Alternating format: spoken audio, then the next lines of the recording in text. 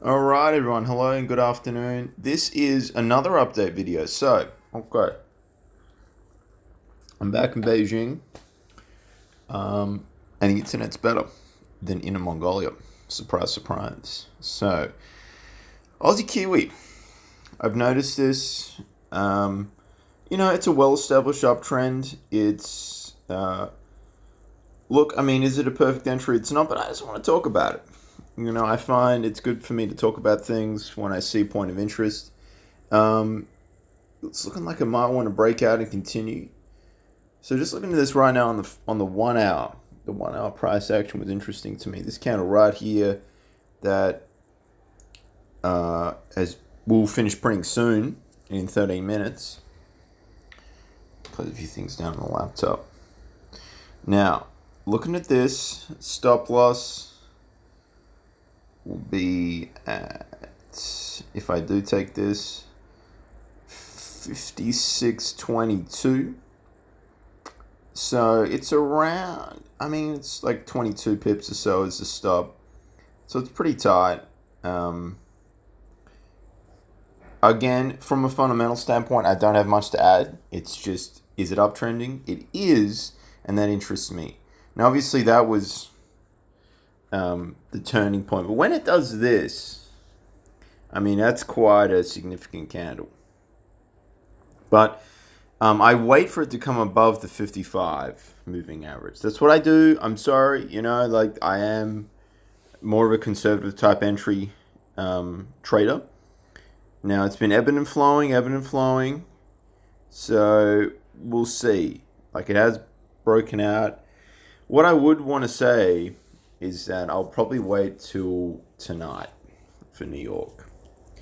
I want to see what it does, and then we'll go from there. Like to see a small pullback again. So definitely a possible entry. What else is going on? Let's talk about gold. I'm going to sip my coffee. All right. So it's back under 1500.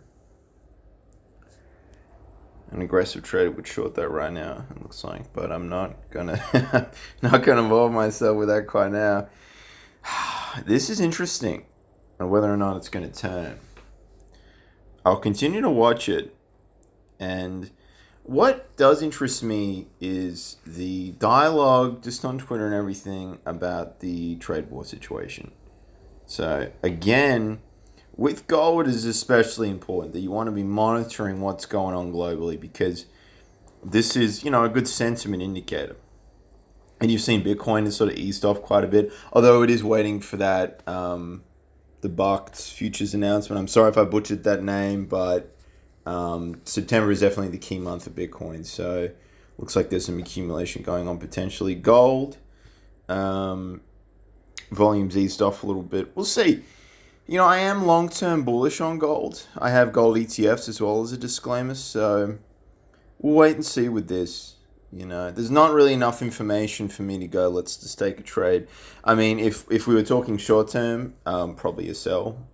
But I am probably taking this week off from trading because it's been a little crazy at work. We traveled last night. Early this morning we got back, so if I see something really great, I'm going to take it, because at the start of the month, I was up 3.8%, and now I'm up 1%, with a couple of silly trades that weren't that great. On pound CAD short, Aussie dollar short maybe, or long, I can't quite remember, then another trade. You know what I mean? And it's just not, and a 3.7% month is spectacular. It's like my third best month ever, or maybe fourth best month ever. So I was getting a little too greedy. And I remember I told myself, don't be like that, Scott, at the start of the month, because I had a really great July, because I was picky.